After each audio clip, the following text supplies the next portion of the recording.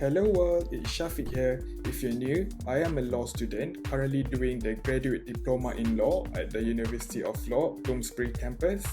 This is my very first video and I'm so excited. What I want to do is to share my journey of becoming an advocate. I'm not an advocate yet, but that is where I want to go. One of the things that advocates need to do is to explain a case in a simple way. The case that I want to explain today is between Carlill and Carbolic Smoke Ball Co. The company manufactured a medical preparation that they believe is able to prevent a flu.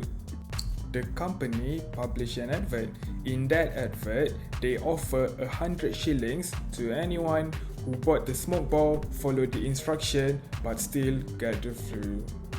The adverts also said that the company had deposited 1,000 shillings in a bank account for this purpose, and this is the problem. Carlill bought the ball and used it as directed. However, because she still get the flu, she tried to claim the money of it, but the company refused to pay on the ground that there is no contract. So Carlill sued the company, arguing that the company breached the contract. The company, on the other hand, argued that there is no contract in the first place. This is because there is a principle that an advertisement is not an offer. So let's now proceed to the analysis. For a contract to exist, there must be three things.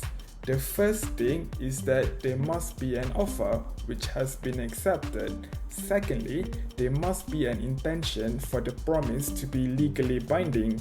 And thirdly, there must be a consideration for the promise. The second and the third element is not a dispute, so I will not go into details.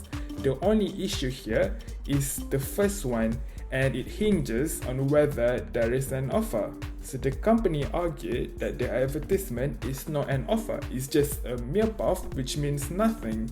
The problem here is the fact that the company had deposited 1,000 shillings in a bank account for this purpose. This means that the offer is not just a mere puff, but it means something. The company also argued that in the event that the court decided that it is actually an offer, the acceptance must be notified. As this was not done, the company is not liable to pay the 100 shillings.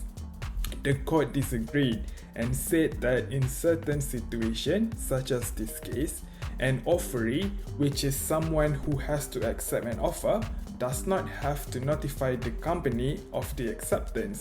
The performance of the contract itself is sufficient, and this is what the court decided.